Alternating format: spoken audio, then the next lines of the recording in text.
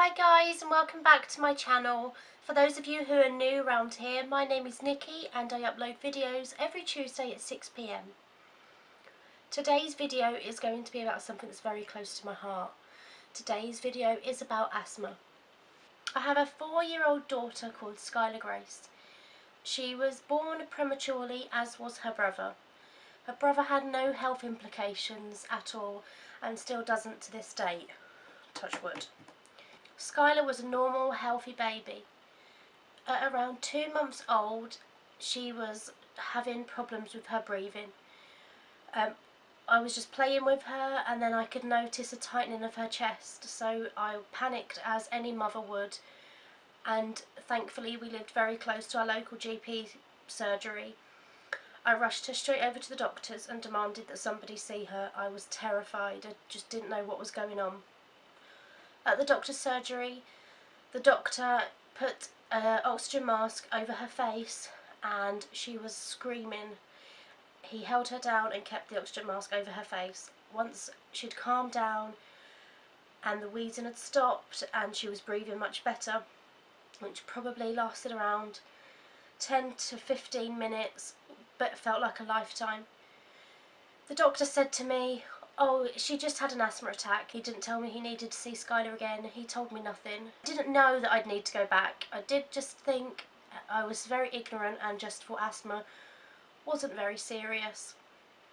So I didn't book her another appointment either. I didn't think anything of it after that day. A month or so, 2 months maybe after, the same problem happened again with Skylar's shortness of breath and the wheezing. So we took her to A&E. She would be put on oxygen again, and this kept on happening every month. She would just go into hospital, they would give her oxygen. She would be in for a couple of nights and they would send her home.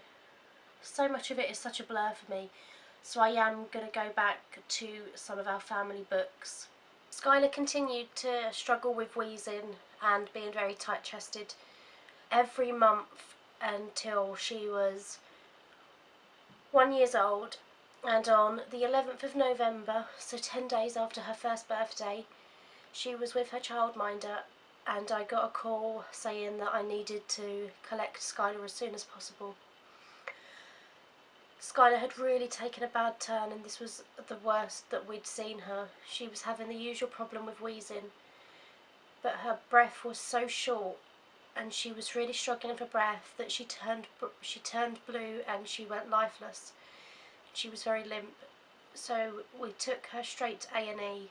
There was 4 doctors that were trying to hold her down and she was really struggling to get them off of her. She was pushing them away, she was kicking, she was screaming, and the doctors held her down and they was putting the cannulas in her hands and in her feet and trying to give her oxygen. At this point it was just so hard to see. Having my little girl look at me and like, "Why are you letting these people do this to me, mummy?"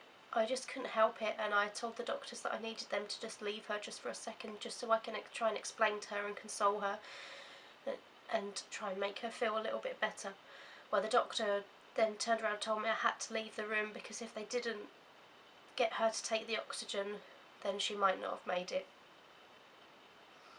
Hearing the doctor say that is heartbreaking.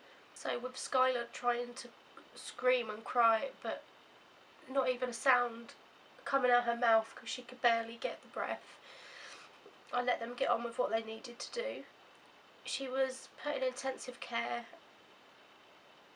and it took them about 4 hours to get her to come around and take the oxygen. Oh, sorry, I should have been prepared with tissues. She was given nebulizers, which were helping this time, so this was really good. I'll go on to tell you more about the more recent episodes. The nebulizers helped her and she was in hospital in intensive care for about 3 days. Every 2 hours she had to have her blood sugars checked, so that's a little needle prick at the bottom of her feet to check her blood. It's just so heartbreaking to see your child being like that and not being able to help. After we left the hospital, she was diagnosed with viral-induced wheeze. A month went past and it happened again. She was diagnosed once again with a viral-induced wheeze. Skylar had the tubes put in up her nostrils for oxygen, as she was needing constant oxygen for these whole 3 days. She did used to have a dummy when she was little, and because the tubes in her nose was causing nosebleeds where the dummy would squash on them, she ended up not being able to have a dummy. This was also, at the time, so hard because there was nothing to soothe her. She'd be getting wrapped up in all the wires that she was connected to, and she was just so uncomfy. She managed to stay out of the hospital after this episode for about 3 months. So we'd gone from every month to being 3 months. We was feeling so positive that it wouldn't happen again. However, it did. It was the same thing that happened again. Once again, she'd been diagnosed with viral-induced wheeze. So this kept on happening. It was so hard for me to go to work and leave her with a childminder. And just, it created so much worry. I was losing sleep because I'd be constantly going and checking on her, terrified that one morning I would wake up and she wouldn't be breathing. It was just so frightening. So that happened 3 months after. It continued on Friday the 19th of September 2014. Skylar had her usual breathing difficulties, but they got much worse. I'd called an ambulance and it took 1 hour 30 minutes for a paramedic car to arrive. I was absolutely fuming. I was so terrified, and it was taking so long. I'd been holding on the phone to an ambulance advisor for the whole time, but it wasn't good enough. When the paramedic arrived, he looked at Skylar Grace, got straight on his walkie-talkie and shouted at the ambulance to not divert no matter what else come up. Skylar Grace was taken straight into resus and was really struggling for breath as well as being sick. She was lifeless and barely conscious. She was given all the usual medication, prednisolone, amoxicillin and oxygen. She was moved to intensive care in the Rudden ward. The medication was having no effect. She was struggling for breath so much that her tummy and chest were being drawn in, so you could see every rib and even her spine from the front of her body. Her muscles were so worn out and they were becoming sprained. Skylar Grace was given an x-ray which showed no infection, which would have been an easy diagnosis, and more antibiotics would have been administered. After 3 hours of no improvement whatsoever, we hear some heartbreaking news. If there is no improvement within the next hour, Skylar Grace will be sedated and taken by helicopter to Addenbrooke's Hospital Intensive Care. They think the only option would be to stop her breathing for herself and get the machines to breathe for her, to give her body the rest that it needs. If they do decide that she needs to be airlifted, then things could get even worse. I'm so sorry. The anaesthetist came round to meet Skylar, ready to put her to sleep if needed. The doctors inserted a cannula into each hand and foot. She was hooked up to 2 drips and 8 machines in total. I've been bombarded with wonderful messages from lots of friends, people who do not even know Skylar, prayer groups and spiritual churches. That first night she was in hospital, this bad, just couldn't stay with her. Kane stayed with her because to have your daughter in so much pain, being poured about, prodded about, given numerous injections, you know it's for the best, you know it is. But to see it is so hard. So Kane stayed with her. Every hour Skylar had to have her bloods taken by a prick on the foot to check her blood gases. We get even more bad news. Skylar was over-oxygenated. This means that her blood was carrying too much oxygen, but the doctors couldn't lower her oxygen as she needed it. The decision was made that Skylar wasn't going to go to Addenbrooke's. The doctors couldn't take the risk.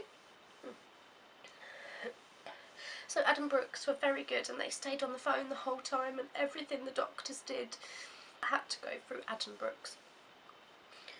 The hospital physio came around to see Skylar, to see if he could do some kind of massage to see if there was any mucus blocking the airway, to see if he could release it. It didn't do any good. It just felt like they were trying to do every measure they could to get her better, but they just, it was looking so bad at this point, and I really thought we was going to lose her. After 3 days of watching Skylar suffer, and the doctors even feeling lost as to what to try next, a miracle happened. She started showing improvement. Nobody could believe how or why, but I put it all down to the lovely prayers, the positive thinking from all you guys. Skylar ended up being put on a ward. You wouldn't believe how happy I was that she was being put on a ward, knowing that there must have been so much progress, that she'd done so well. She's such a fighter. This picture was taken the day that she was allowed to play the first time out of her bed since being admitted. Skylar was finally diagnosed with life-threatening asthma. Finally, a proper diagnosis. I fought so hard to get her a specialist. I didn't feel like I should have needed to. If somebody's being admitted to hospital so many times with the same thing, you can't just keep being sent there. I kept saying to the doctors, surely there is something we can do to prevent this keep happening. Why just deal with it when it happens? We need to deal with it before. So I fought so hard to get her a specialist, and now she is under a specialist and she gets checked. She was being checked every 3 months, and now it's moved to every 6 months.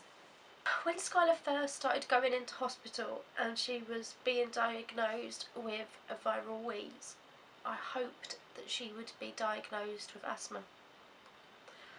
I thought I knew about asthma. I thought, that's fine, she can be diagnosed with asthma, she can get an inhaler, and it'll only affect her when she goes running and she builds her heart rate. I just won't have her running as often. That is all I thought asthma was about. I thought asthma was sports related. It's something you could control. How wrong I was. Skylar's asthma affects her when she gets a cold. All of the air's even cold. One thing that we cannot control, the weather. That is what affects her asthma.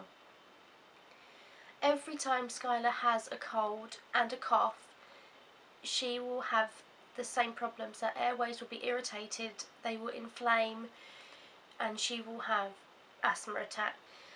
Asthma is terrifying. I want everyone to have a read up about Asthma UK. Unless you've been through asthma, you don't realise how serious it is. Asthma UK do a fantastic job of researching, and they have such fantastic information if you are an asthma sufferer. If anybody has any questions, please feel free to ask. If anybody is going through this at the moment and would just like to have a chat, then please do. It is terrifying, especially to see your child going through anything that is so as stressful as this. Thank you very much for watching my video.